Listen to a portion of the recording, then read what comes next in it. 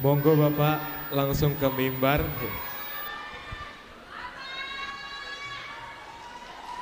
Baik, sekali lagi kita berikan tepuk tangan untuk pemaparan Bapak Ganjar.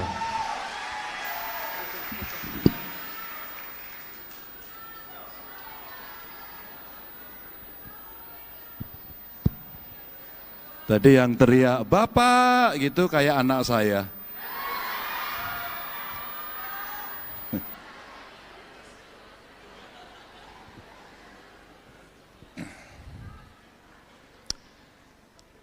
Assalamualaikum warahmatullahi wabarakatuh.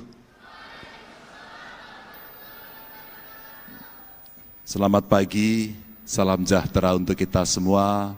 Om Swastiastu, Namo Buddhaya, Rahayu. Pak Dekan, terima kasih beserta seluruh keluarga besar FISIP UI yang mengundang saya. Yang pertama saya mau minta maaf karena pernah saya dituduh akan datang pada tanggal tertentu. Dan tuduhan itu keliru ternyata. Karena saya baru bisa datang pada hari ini, jadi saya minta maaf. Dan saya senang bisa bertemu dengan keluarga saya di mana saya pernah menimba ilmu di sini. Terima kasih. Seluruh staf pengajar, guru besar yang hari ini hadir, terima kasih. Teman-teman mahasiswa yang beberapa hari ini sudah mulai menikmati kuliah di UI, rasakan nikmatnya. Anda akan mengalami proses yang menarik dengan guru-guru dosen yang nyebelin, yang pasti sering kasih tugas, dan Anda tahu nilainya pelit.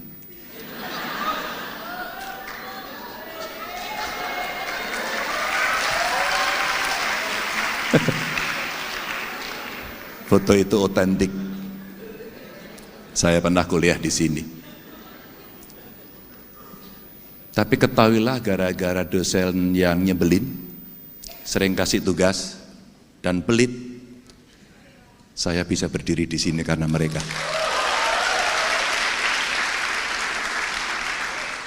Pak Dekan, Bapak Ibu semuanya, tanpa mengurangi rasa hormat, special thanks ini saya berikan pada Prof. Valina Singka Subekti.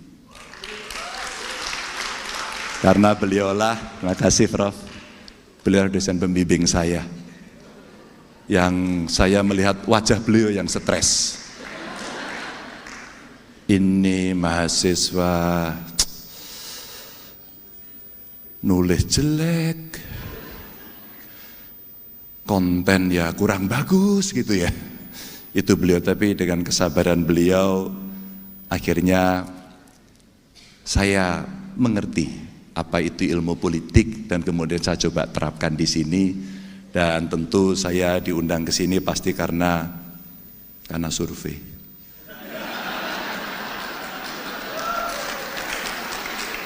Saya tidak terlalu yakin kalau saya tidak ada di survei Anda mengundang saya. Pernah sekali ketika saya menjadi gubernur dan saya sudah pensiun hari ini, diundang untuk mengisi kuliah umum di mahasiswa baru. Sama, tapi seluruh mahasiswa, tidak hanya FISIP. Saya masih ingat dengan beberapa pejabat yang jauh lebih penting dari saya waktu itu, karena pejabat pusat. Karena kalau saya pejabat kampung di daerah. Dari situlah kemudian saya teringat betul, mungkin kali itu saya kembali ke kampus ini dan ini kali kedua saya bisa datang. Sekali lagi terima kasih. Bapak Ibu teman-teman, saya mau memulai dari cerita yang mudah-mudahan bisa memenuhi harapan kawan-kawan tadi yang menyampaikan apa kondisi hari ini dan apa yang mesti kita lakukan ke depan. Saya mau bercerita saja, pemimpin harus memberikan optimisme. Data dan fakta boleh disajikan dan pemimpin bukan malaikat yang bisa menyelesaikan dengan seluruh kesempurnaan. Tidak ada itu. Dan hari ini mungkin saya sampaikan bahwa Indonesia tidak terlalu buruk. Track recordnya sudah jelas. Bahwa ada problem tadi, korupsi, ya. Ada problem layanan publik yang buruk, nanti kita diskusikan. Dan saya ingin mendengar dan berbagi cerita, karena di dalam tema itu diceritakan, dituliskan kepada saya bahwa nanti kita akan cerita apa mimpi depan dan apa pengalaman yang bisa dibagi. Saya akan ceritakan. Ketika kemudian ASEAN sebenarnya bisa menjadi pusat global value chain, sebenarnya pertemuan kemarin menteri-menteri ASEAN ya, dan didahului pertemuan menteri ekonomi yang kebetulan dilaksanakan di Semarang, saya beruntung bisa berbincang dengan mereka. Tapi berbicara di ASEAN rasa-rasanya butuh tendangan yang lebih keras. Organisasi ini bisa nggak ya memberikan nilai tambah kepada kawasan? Ketika India hari ini tidak akan lagi mengekspor berasnya, Vietnam, Thailand menjadi produsen yang cukup tinggi, Indonesia pun demikian cukup tinggi tapi masih kurang. Maka apa sebenarnya yang bisa kita lakukan untuk saling berkontribusi? Saya mulai dari sekitar kawasan ini untuk bisa membuktikan bahwa G20 kita mendapatkan peran yang penting, ASEAN kita mendapatkan peran yang cukup penting, ya, dan artinya roadmap kita dalam konteks politik global tidak terlalu buruk, bagus dan on the track. Maka turun ke bawah. Mimpi kita mau di 2045 atau 50. Para panelis, saya berharap betul diskusi ini akan menjadi produktif dan saya akan sangat suka sekali ketika kemudian ada satu konseptualisasi yang bagus yang kelak kemudian hari kalau diizinkan akan saya minta. Saya mencoba bertemu dengan berbagai pihak, berbincang dan mendengarkan dengan berbagai pihak untuk coba kita rangkum mana kemudian optimum equilibrium yang bisa kita dapatkan untuk membuat sebuah konsep percepatan yang akan kita lakukan. Kalau kita mimpi dari ekonomi nomor 17 dunia melompat kepada 4, sebuah cita-cita seperti kita lari maraton.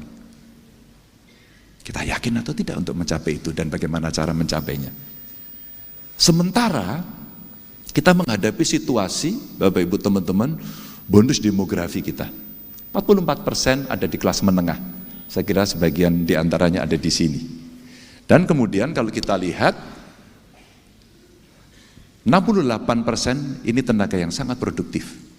Produktif itu belum tentu dia bisa mendapatkan pekerjaan loh ya. Maka tadi ada yang bertanya, nanti lapangan pekerjaan oke enggak? Kata para pollster, PR pertama hari ini adalah problem ekonomi, yang kedua adalah pekerjaan, job creation. Itu ketika kemudian banyak bertanya pada masyarakat. Tapi mau pengalaman Korea Selatan, mau pengalaman Jepang, terakhir pengalaman Tiongkok di ASEAN yang memanfaatkan bonus demografi dengan benar, dia betul-betul mendapatkan dividennya. Kita Jawa sudah mengalami itu, sudah, yang lain belum. Maka bagaimana kita memanage ini? Nanti kita akan lari bagaimana kita bicara soal pendidikan seperti di kampus ini. Seberapa mudah akses itu bisa didapat, seberapa banyak kemudian orang bisa mendapatkan akses itu, dan apa peran negara, kira-kira begitu. Tenang, belum dimulai.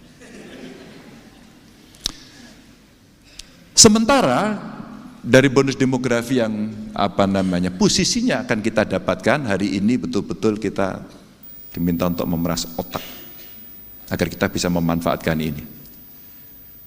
Sementara ya ada pendidikan, ada pangan, ada energi, ada kerusakan lingkungan, ada ISPA yang hari ini lagi banyak banget.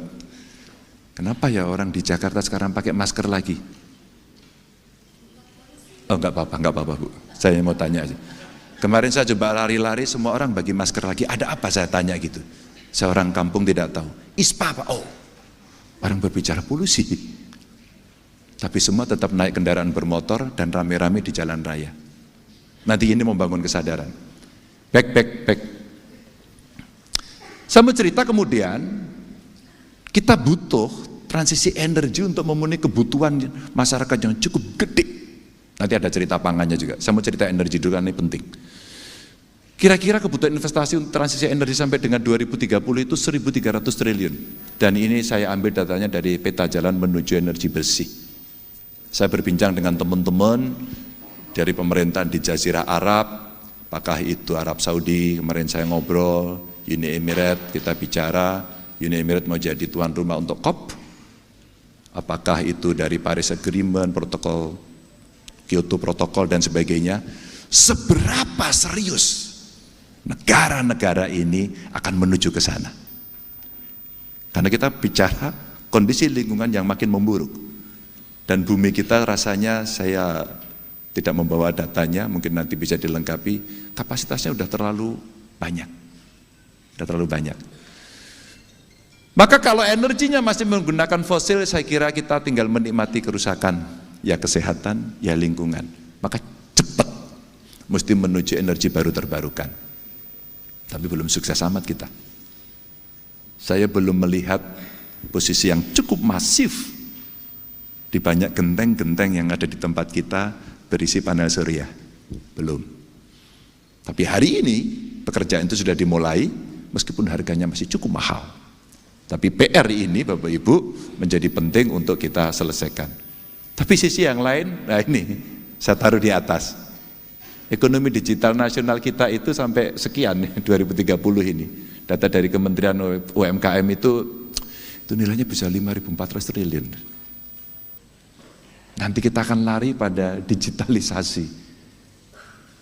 Anak-anak kita ketika mendapatkan ilmu tentang teknologi informasi dan pengetahuan tentang digital, dia berkreasi dengan sangat cepat, melebihi kecepatan kita semuanya. Saya baca beberapa bulan lalu, toko buku Gunung Agung bangkrut ya? Ada lagi. Saya lihat anak saya sekolah, Prof. Saya masuk ke kamarnya itu, gak ada buku itu. Waktu saya di Pascasarjana tiap hari, fotokopi terus. Terjadi pembajakan sistematis. Hari ini gak ada. Semua ada di sini. Hari ini tidak. Dia diskusi di sini, ketemu dosen di sini, mengerjakan tugas di sini, membaca buku di sini. Dan akhirnya dia berkembang otaknya. Next. Maka Bapak Ibu, ada transformasi dari 6 pilar yang menurut saya cukup strategis dari bonus demografi. Pangan, penegakan hukum, mudah-mudahan ini menjawab pertanyaan tadi. Kira-kira bagaimana kita melakukan penegakan hukum itu dalam arti yang cukup luas. Ada Prof. Kristuti di sini. PR kita nggak selesai-selesai, Prof. Kalau saya melihat ada 3 hal. Bagaimana regulasi, bagaimana kelembagaan, bagaimana aktor. Ini ilmunya dari pasca politik saya. Analisis aktor. Aktornya membeli, tidak jadi. Sistemnya bagus, aktornya membeli, dia akan pertahankan maunya dia. Bukan kata sistemnya, karena bawahannya nggak berani. Ada faktor lingkungan, energi tadi saya kupas sedikit, terus kemudian digital saya sampaikan, lalu pendidikan keterampilan, vokasi. Agar kita bisa mendapatkan dividen menuju Indonesia emas itu, ya negaranya mesti makmur, mesti sehat, mesti pintar, mesti produktif. Next.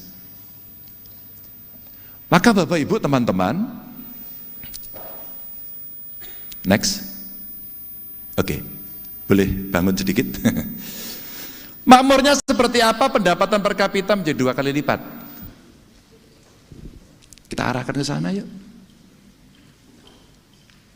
Saya makan waktu umroh kemarin itu ketemu orang, Pak saya orang Indonesia Pak, berapa gajimu? 32 juta. Kamu dapat apa lagi? Saya dapat apartemen, saya dapat kendaraan, saya dapat jaminan kesehatan. Kamu merasa makmur gak? Makmur Pak. Simpel. Tapi kalau kita mau membawa orang-orang seperti dia dari Indonesia keluar, maka dia harus punya skill yang bagus. Tidak ada yang lain kecuali pendidikan. Kalau kemudian pendapatan per kapita naik, mahasiswa belajar gampang, akses gampang, yang mampu ya bayar, tapi yang tidak mampu mesti dijamin, maka dosennya juga mesti nyaman mengajar. meneliti. Ya, saya diwawancara Pak Renat Kasali, kemudian diperbincangkan oleh publik. Berapa sebenarnya gaji yang cukup, pendapatan lah, jangan gaji ya bro, pendapatan yang cukup untuk seorang pengajar. Saya nggak tahu ada datanya nggak ya Pak Dekan. 10 mahasiswa terbaik, lulusan terbaik kita jadi dosen nggak? Pilihannya kemana? Ke perusahaan asing yang gajinya besar atau BUMN?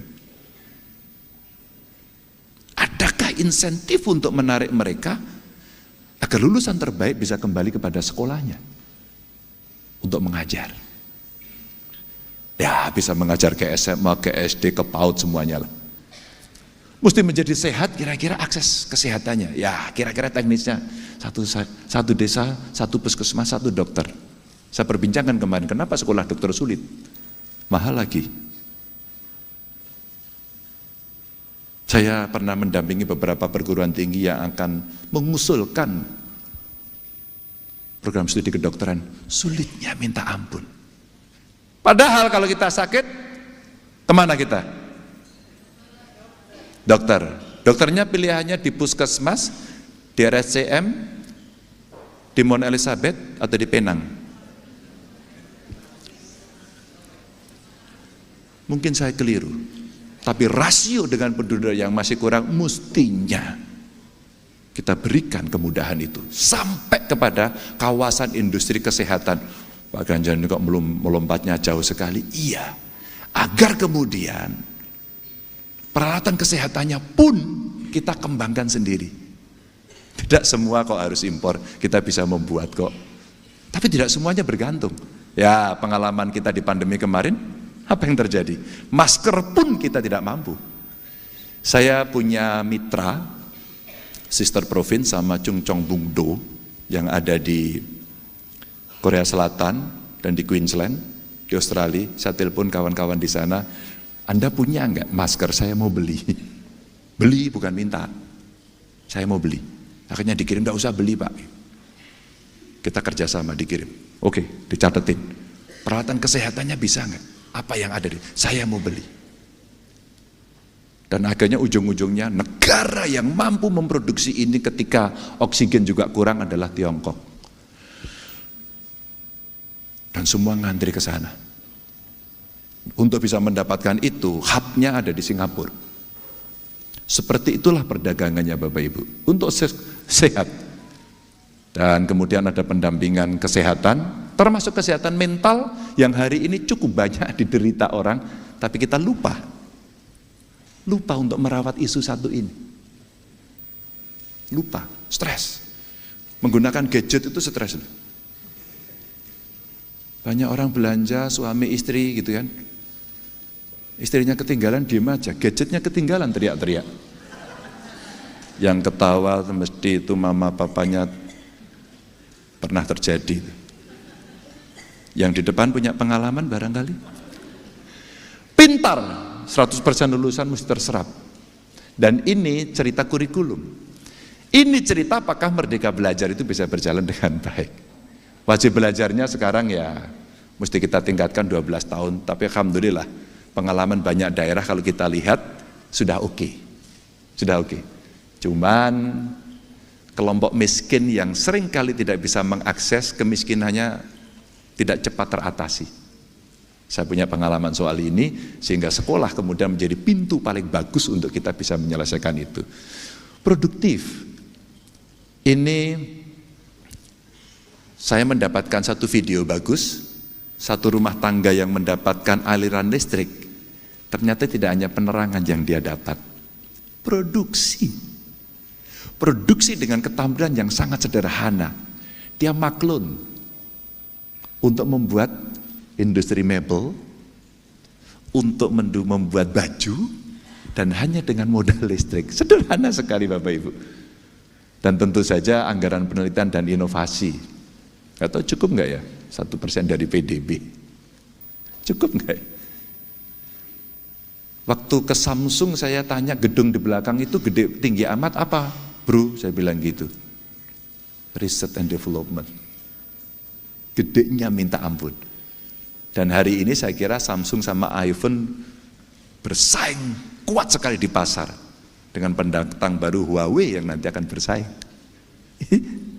Karena riset and development. Next. 3 fondasi 7 strategi. Tapi kalau kita mau menyelesaikan PR-PR besar itu, Bapak Ibu, anggaran kita cukup nggak? Semua nggak ada anggarannya, Pak. Ya, karena nggak kreatif. Judul saya adalah melipat gandakan anggaran. Saya butuh sebenarnya ruang ini di Fakultas Ekonomi UI. Saya butuh kemudian mendapatkan bagaimana cara kita melipat gandakan anggaran kita. Bagaimana APBN kita kalau hari ini 3 ribuan menjadi 6 ribu. Gimana ya caranya? Itu berat, Pak. Ya, kalau itu bukunya buku lama. Kalau buku baru tidak. Saya yakin pada soal itu. Karena on the table ekonominya kita bisa lakukan. Digitalisasi pemerintahan, membasmi korupsi, membangun SDM yang produktif, stabilisasi harga pokok, menghapus kemiskinan, perkuat jaring pengaman sosial, hilirisasi industri menuju kelas dunia, dan ini butuh SDM, jangan nanti teriak-teriak ya. Itu banyak pegawai Cina, diusir, Pak. Pengalaman di Jawa Tengah dulu gitu. Ya udah kita usir aja besok pagi. Tapi kamu bisa gantikan enggak? Kalau saya bicara belak-belakan. Gak ada kita bicara, oh iya ya nanti kita akan bicarakan kesuwen. Itu namanya orang sat-set gitu. Meningkatkan nilai tambah infrastruktur dan mengembalikan alam ini untuk membalance. Lanjut. Bidang tenaga kerja yang tidak sesuai dengan jurusan itu 53,3%. Contohnya saya, lulus fakultas hukum, tidak kerja di dunia hukum, jadi anggota DPR. Tapi politik nggak ngerti, makanya saya kuliah, Prof. Itu sejarah saya kuliah, jujur aja begitu. Ini politik itu apa toh gitu. Ternyata tahulah dari itu. Upah di bawah UMR masih 49%, tingkat pengangguran terbuka 5,83%. Maka membangun SDM produktif, prioritasnya menurut saya sekarang sekolah vokasi. Saya punya cerita ini kalau Anda tertarik nanti. Investasi dan hilirisasi untuk lapangan kerja yang berkualitas, job creations. Meskipun entrepreneurnya mesti kita ciptakan. Mata kuliah yang sesuai dengan perkembangan teknologi ini adaptif. Adaptif. Saya ngomong sama perusahaan, mau nggak Anda ngambil sekolah vokasi saya dan Anda membuat kurikulumnya? MKDU-nya tetap saya. MKDU-nya tambah satu lagi, teknologi informasi. Coba nanti dimasukkan. Dan ini perbandingan peserta didik saja.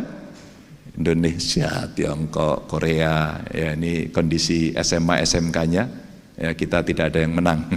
Perguruan tingginya kita juga tidak ada. Jadi itu sekedar untuk data bacaan Bapak Ibu teman-teman. Lanjut. Maka bagaimana kita memperkuat jaring pengaman, apapun namanya, kalau semua sudah kita berikan, ya pasti gapnya masih ada. Mesti ada jaring pengaman, agar kemudian tidak terlalu senjang begitu. Tapi Bapak Ibu, saya gemesnya gini, ini soal angka saja bagaimana kita meningkatkan jaring pengaman itu untuk sosial dan kesehatan. Tapi sisi lain sebenarnya yang harus dapat ini siapa? Teman-teman yang hadir di sini yang dalam 1 minggu ini membeli gas melon, angkat tangan. Dalam 1 minggu terakhir. Boleh angkat tangan? Yang di atas juga? Oke, ada ya? Nggak usah malu. Oh ada. Membeli gas melon ya Mbak ya? Iya, ada. Tersedia. Gampang. Anda orang miskin?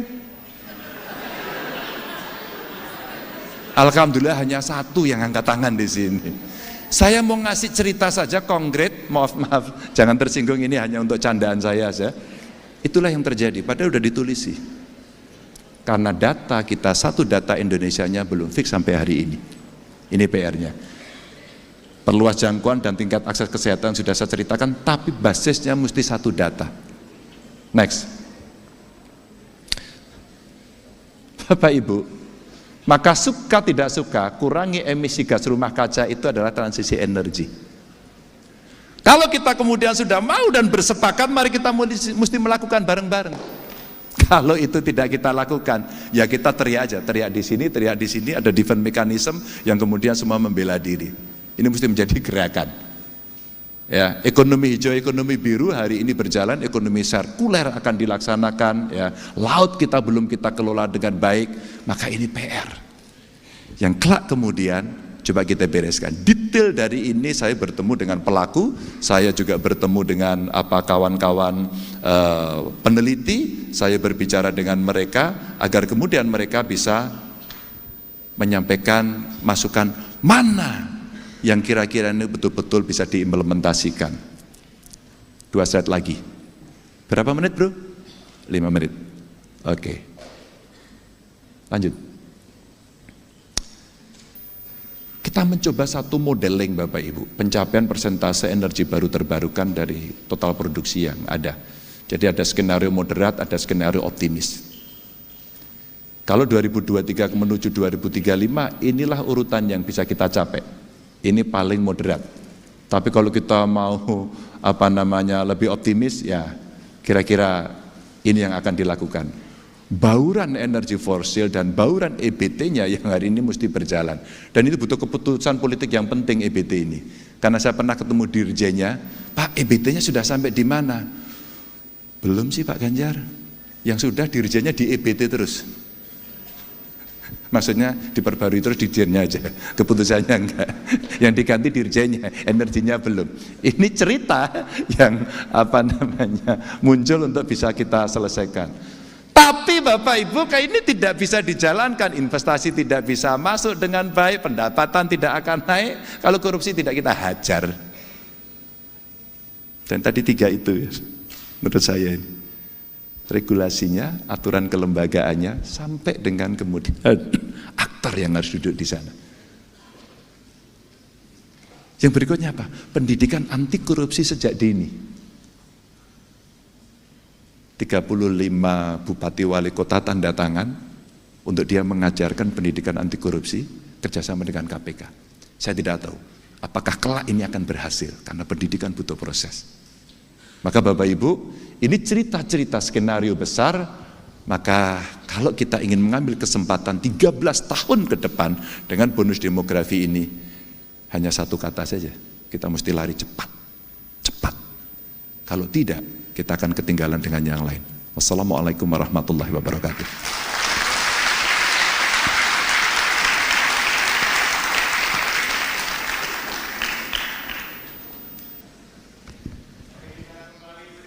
Tepuk tangan yang meriah bagi Bapak Ganjar Pranowo.